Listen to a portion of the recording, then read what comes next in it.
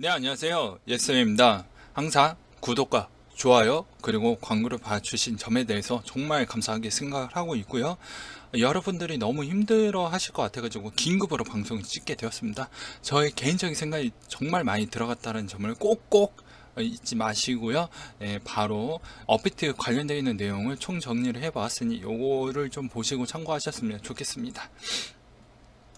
국내 최대 가상화폐 거래소 업비트 압수수색 허위 충전.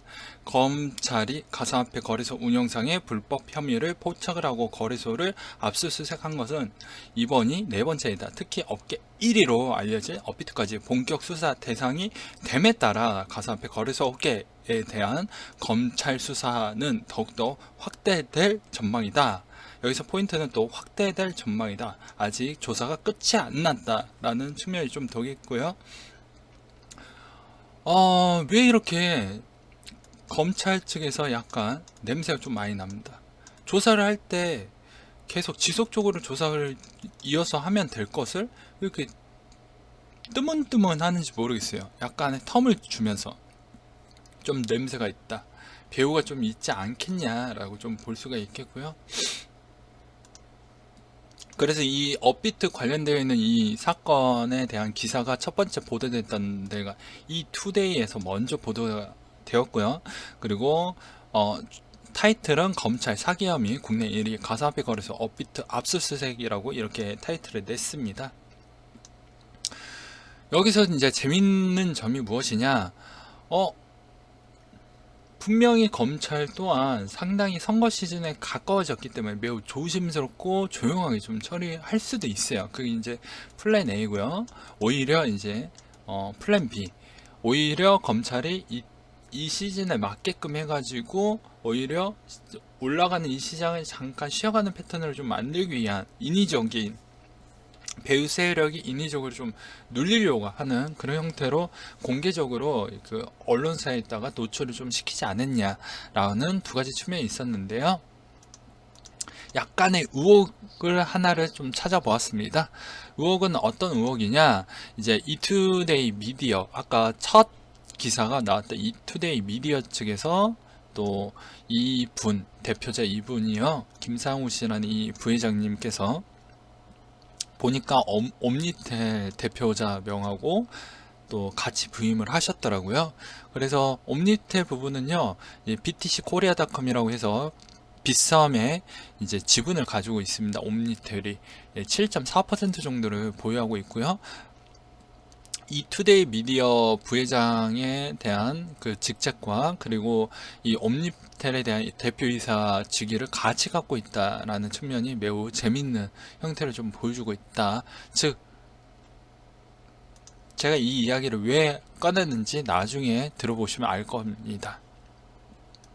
그래서 이 김상우 이 투데이 대표는요, 뭐 초석을 뭐 다져 나갈 것이다라고 했는데 이제 이분이 이제 보시면 빗썸의 최대 주주 김재욱 아티스트 컴퍼니 대표이지만 면목상이고 실제 오너는 김상우 이투데이 부회장이라고 말이 돌고 있다.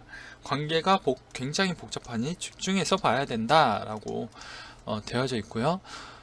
현재 BTC 코리아닷컴이 빗썸을 운영하고 있고요. BTC 코리아닷컴의 지분의 76%가 BTC 홀딩 컴퍼니라고 되어 있습니다.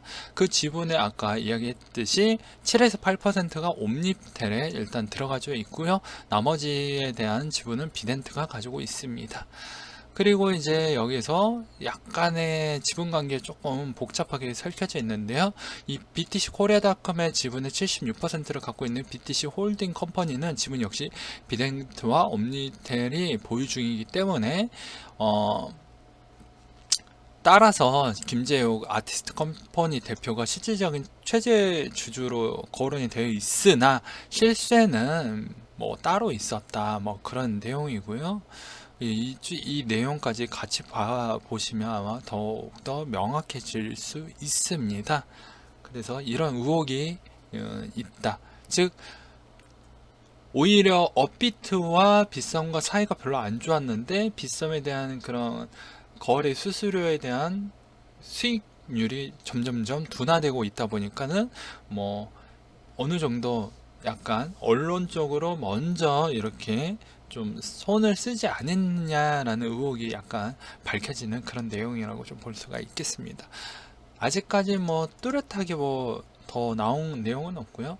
간단하게 정리를 한다고 하면 뭐 이 대표님께서 위지트의 최대 주주이고 비덴트의 최대 주주이고 업니텔의 최대 주주이고 빗썸의 실세의 최대 주주이기 때문에 이게 얽히고 설켜져 있습니다. 이분이 최대 수혜를 볼 수 있는 것 중에 무엇이냐?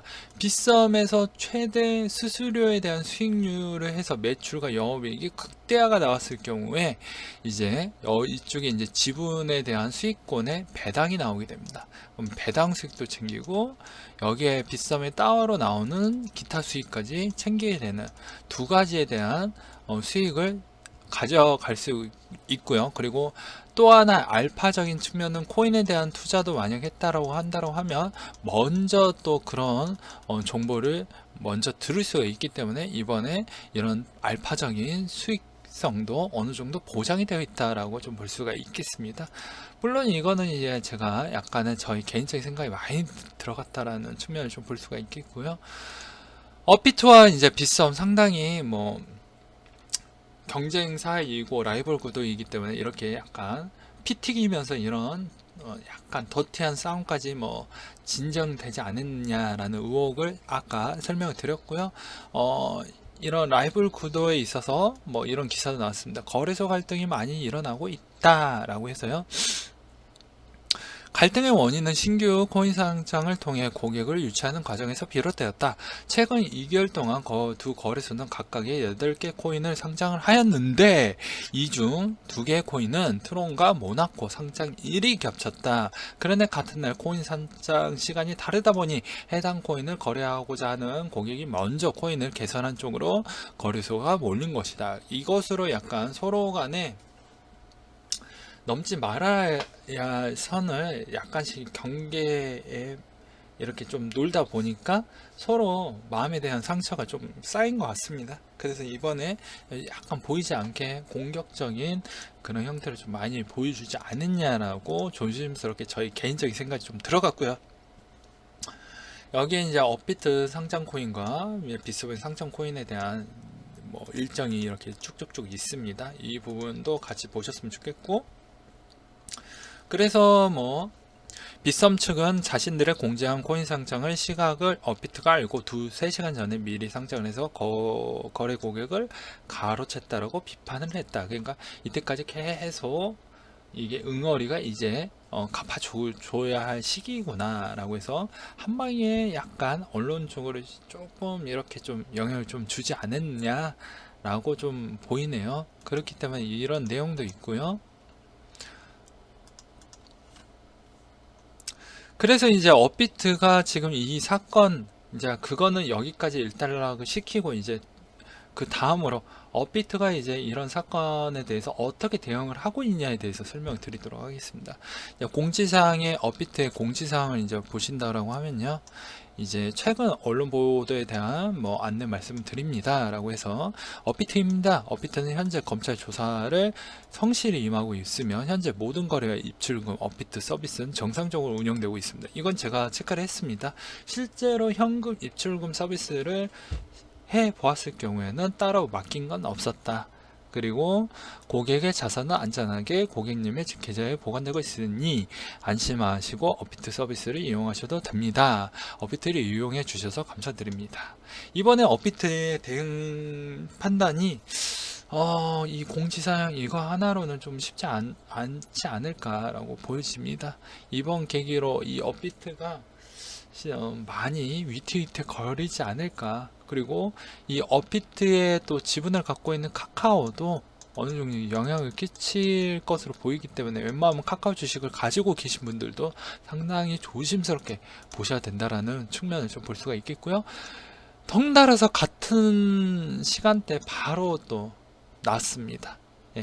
빗썸은 신뢰할 수 있는 거래소입니다 라고 해서 바로 이제 업비트가 이렇게 찌그러지는 약간 추락하는 모습을 좀 보여주다 보니까 이때다라고 해서 빗썸이 바로 이 날짜만 보셔도 아시죠? 이 시간대를 보셔도 아시죠? 그렇게 해서 빗썸은 회원들의 자산 보호를 최고의 가치를 삼고 회원님들의 맡기신 소중한 암호화폐와 자산을 체계적으로 안전하게 관리 보관해 오고 있습니다. 빗썸은 서비스 오픈챗 첫 해인 2013년도부터 회계 투명성을 매년 외부 회계 법인을 실사를 진행하고 홈페이지를 통해 재무 실사 보고서를 투명하게 공개해 왔습니다. 라고 하는데요. 여기서 또 재밌는 부분이 무엇이냐, 재무실사 보고서에 따르면 빗썸은 회원별 예치금 총액보다 많은 금액을 금융기관에 보관하고 있습니다. 그리고 빗썸에 거래되고 있는 모든 암호화폐는 전량이 엄격하게 관리 체계하에 안전하게 보관되어 있다. 그리고 여기에서 또 이렇게 또 재무실사 보고서를 또 링크를 또 걸어놨죠. 그래서 우리에 대한 빗썸에 대한 이미지를 더욱더 부각화시키고 더욱더 안전화시켜서 코인 이체를 통해서 빗썸을 더욱더 수급을 더 몰려서 오히려 이제 거래 수수료에 대한 수익률을 더욱더 극대화시키려고 하는 그런 전략도 또 좀 보이지 않았냐. 그래서 빗썸의 대응 전략은 이번에 그냥 경제적인 패턴으로 보았을 경우에는 성공했다라고 저는 보여지네요. 물론 이것도 개인적인 생각입니다. 그리고 이제 과거 4월 7일 날 또 안타까웠던 뭐 기사를 좀 같이 접목해서 한번 봐보겠습니다.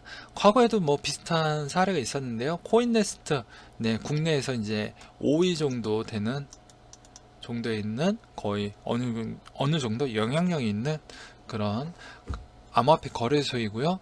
이거 사기 횡령 의혹으로 인해서 코인네스트 대표와 함께 4명이 구속됐던 내용이 있었습니다. 법원에서는 증거 인멸과 도주 우려가 있다고 해서 구속을 시켰다고 했고요. 여기서 내용은 나중에 좀 더 이런 안타까웠던 사례가 과연 업비트도 대표가 나중에 구속이 된다라고 하면 어떤 파장이 있을 것이냐. 과거 이때 4월 7일 날 때도요. 이 김익환 코인데스트 대표가 이제 구속이 됐다고 해서 추가적인 하락을 보여줬습니다. 그럼 이번에 업비트의 대표가 만약 이쪽에 연루가 되어 있는지 안 되어 있는지까지는 제가 확인은 못했지만 만약에 연루가 되어 있다고 하면 이때도 한 번은 또 시장은 휘청거릴 수 있다 라는 측면을 여러분들한테 알려드리는 부분이고요. 그래서 이제 코인네스트의 또 대응은 어떻게 했냐, 이 대표 부분을 바로 경영지 체제 전환으로 극복을 해보려고 했으나 결국에는 신뢰가 무너지면서 거래량이 완전히 똥이 되었다라고 좀 볼 수가 있겠습니다. 그래서 업비트가 이번에 대응을 어떻게 잘할 것이냐가 매우 중요해 볼 수가 있겠고요. 과거에 또 빗썸 2월 5일 날 빗썸 또한 개인정보 보호 소홀로 인해서 방통위 시정 명령을 받아서 벌금을 냈다라는 측면도 있습니다. 그러니까 빗썸도 뭐 그만큼 문제도 좀 많이 소소하게 좀 많이 있었다라는 측면도 보이고요. 그리고 압수수색도 있었죠. 왜 그러냐? 압수수색에 대한 내용은요, 간단합니다. 이 홈페이지 공지를 통해 빗썸의 직원의 PC가 외부를 침해를 해서 개인정보 유출이 되었다. 그래서 유출된 이용자는 3만여 명으로 뭐 달할 것이다 라고 해가지고 경찰이 압수수색을 했습니다. 그렇지만 이것도 상당히 벌금만 내고 그냥 좀 조용하게 마무리가 되었죠. 그래서 이번에 빗썸과 코인네스트와 그리고 업비트에 대한 상황이 약간씩 좀 다릅니다. 그 내용을 같이 한번 보도록 하겠습니다. 그래서 과거의 빗썸도 이런 약간의 성장통이 좀 많이 있었다. 거래소를 준비하는 과정에 있어서 약간의 일부 실수라고 좀 보는 게 바람직하지 않겠냐라고 생각이 들고요. 이것 또한 저의 개인적인 생각입니다. 그래서 업비트 가상화폐 거래소 코인네스트 압수수색과 차이점은 무엇이냐라고 해가지고요. 업비트는 암호화폐 실제를 보유하지 않았음에도 보유한 것처럼 보이도록 전산을 위조했다라는 의혹을 많이 보이고 있어서 뭐 되게 이제 조사를 받고 있고요. 이제 코인네스트 같은 경우에는 이제 기존에 이제 고객에 대한 자산을 이제 코인네스트 대표에 있는 통장으로 이렇게 바로 들어가는 뭘로 인해서 문제가 생겼기 때문에 이게 좀 틀리고, 빗썸 같은 경우에는 이제 해킹으로 인해서 이제 개인 정보에 대한 누출로 인해서 또 이제 코인에 대한 손실률이 발생할 수 있겠다라고 해가지고 벌금까지 끝낸 사건이고요. 그래서 각각의 사건이 다 틀리다라는 측면을 좀 설명을 드릴 수가 있겠습니다. 그래서 이번 업비트 과연 이게 실제가 보유하지 않았다라고 만약 증명이 된다라고 하면 이 시장의 파장은 엄청날 것이다 라는 측면을 좀 볼 수가 있겠고요. 저 또한 매우 걱정이 됩니다. 그래서 업비트가 왜 갑자기 요새 이제 뭐 벤처나 이런 쪽으로 해가지고 뭐 블록체인이나 해서 막 ICO를 많이 도와주는 생태계를 많이 살린다, 막 도와준다라는 의미도 약간의 이런 코인을 보유하고 있는 거래소가 기본적으로 어느 정도 코인을 보유를 해야 하는데 그 약간은 보유하지 않지 않느냐라는 생각도 개인적인 생각이 약간 듭니다. 그랬기 때문에 이런 쪽으로 뭐 일부 신생 기업이나 벤처 쪽에다 좀 지원을 해준 이유도 약간의 그런 모습을 좀 보이지 않았나라고 생각도 드네요. 그래서 현 시점에 지금 시간대로 본다고 하면요, 지금이 몇 시냐?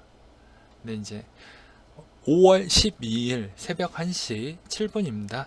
네, 현재도 뭐 그다지 많이 상처를 많이 받았죠. 업비트 사건으로 해서 이렇게 많이 상처를 받았습니다. 근데 이번에 업비트 부분에 대해서 되게 재미난 부분을 또 하나 설명드리도록 하겠습니다. 비트코인이 대략 약 잡아서 2100만 개 정도 되잖아요. 그러면 실질적으로 여기가 이제 거래소에서 할당치가 있습니다. 내가 사서 구매를 해서 구매 A라는 거래소가 있고 B, C, D가 있습니다. 그러면 거래소가 상장되었을 경우에는요, 그러니까 거래소가 첫 오픈을 했었을 때 오픈하기 전에 이제 기본적으로 비트코인은 어느 정도 보유를 해야 됩니다. 그 대신 2100만 개밖에 안 뿌려져 있으니까 보유하기가 상당히 쉽지 않겠죠. 그리고 이렇게까지 거래량이 활발해진다라는 즉슨 계산만 해도 대충 나옵니다. 실질적으로 비트코인 보유량이 어느 정도 돼야 되지만 구매하기 쉽지 않고 채굴하기에도 쉽지 않은 형태입니다. 그쵸? 채굴의 난이도가 상당히 많이 높아졌기 때문이죠. 그렇다고 하면 당연히 이게 과거에도 많이 논란이 있었습니다. 진짜로 이 정도에 대한 거래량이 나왔을 때 이 정도에 대한 보유량을 과연 가지고 있었을까에 대한 물음표가 많이 남아져 있습니다. 근데 이제 빗썸과 업비트에 대한 차이는 좀 있죠. 왜 그러냐? 빗썸은 과거 때 아주 초창기 우리나라에서 가장 처음으로 거의 초창기 때부터 계속 해왔기 때문에 일정 논리적으로 보았을 때 시간도 되게 많이 오래 걸렸고요. 그리고 어느 정도 코인에 대한 수도 많이 안 늘렸던 이유 중에 하나도 약간의 비트코인에 대한 보유량을 의식을 해서 그거에 대한 적절성을 좀 보유량을 좀 더 많이 늘리고 난 뒤에 코인 수량도 같이 늘리지 않았냐라는 좀 측면도 좀 볼 수가 있겠습니다. 그렇기 때문에 최근에는 어느 정도 비트코인이 하락을 했었을 때 많이 보유를 해서 실질적으로 이제 알트코인에 대한 상장을 좀 더 공격적으로 했지 않았냐라는 생각도 들고요. 업비트는 거래소 오픈한 지 얼마 안 됐습니다. 그리고 비트코인을 얼마만큼 보유했는지까지도 명확하지 않습니다. 그리고 거래소 오픈하고 나서 우리는 비트코인을 얼마만큼 보유하고 있는지도 좀 오픈을 좀 해야 되지 않겠냐라는 저의 개인적인 생각도 들어요. 이런 거에 대해서 계속 비일비재하게 계속 나올 겁니다. 물론 중소 거래소도 똑같은 겁니다.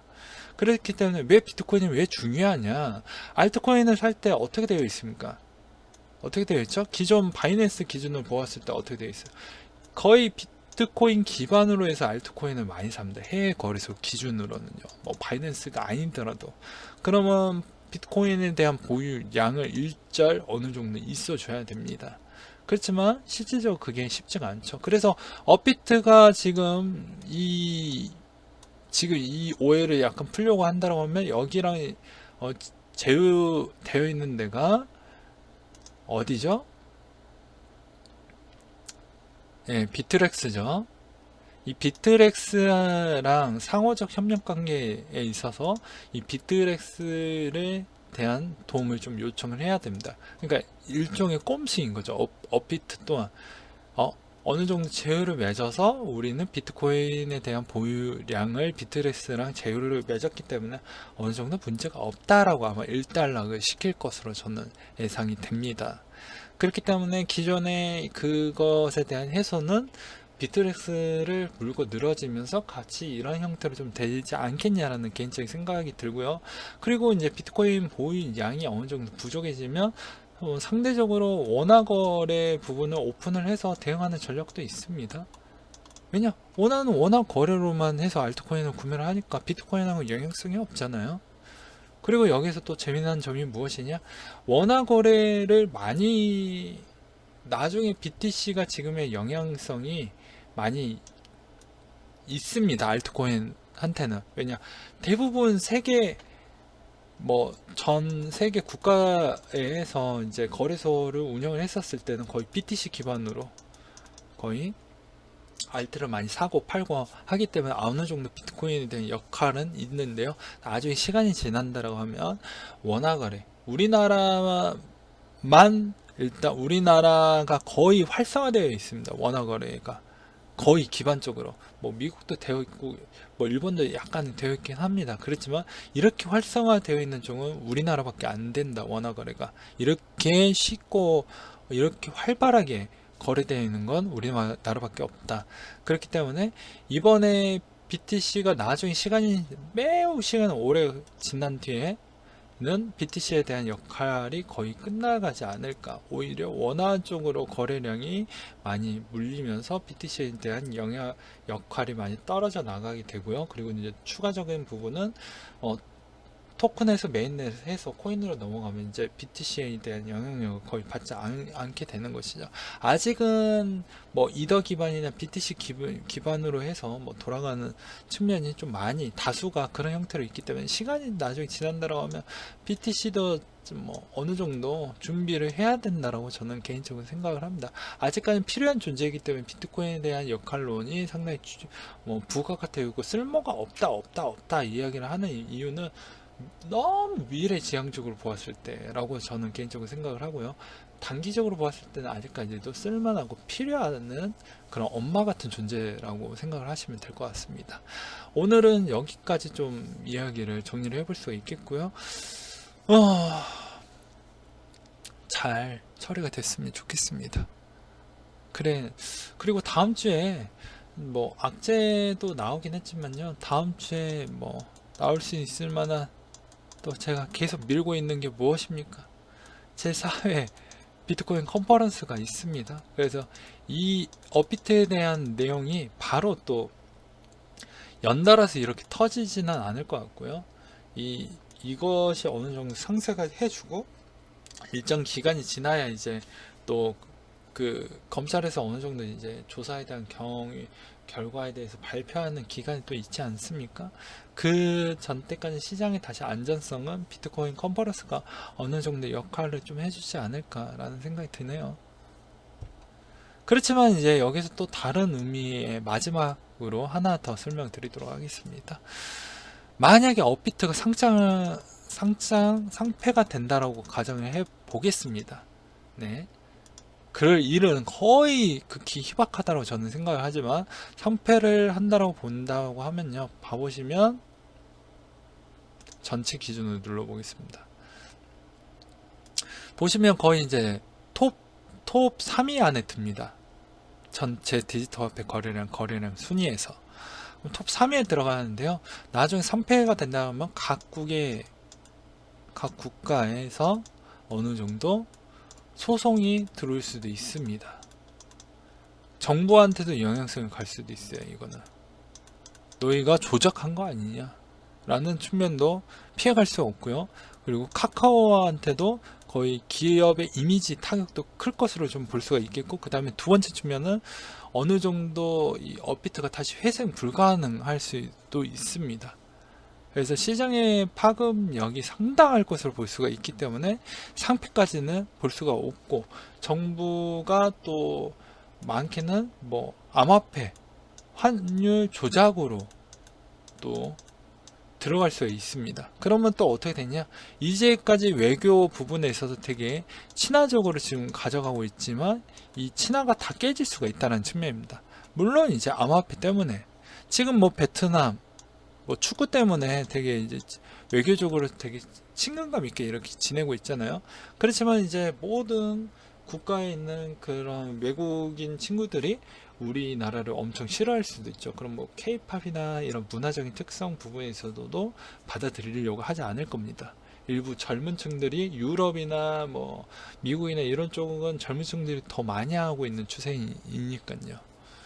그렇기 때문에 이런 측면도 좀 생각을 해 보았을 때 실질적으로 좀 쉽지 않는다라고 볼 수가 있겠습니다.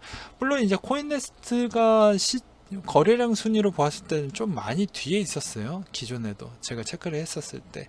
그렇지만 업비트가 이 정도 역할론을 해주고 있는데, 여기 상태에서 상패를 한다고 하면 거의 크리티컬 수준으로 가기 때문에 그렇게 볼 수가 있겠고, 만약에 기자들이 약간 장난질을 안 했으면 좋겠습니다. 기자분들이 뭐 진짜 성패될 수도 있다라고 이렇게 낼 수도 있거든요. 분명히 자극적으로 써야 하기 때문에.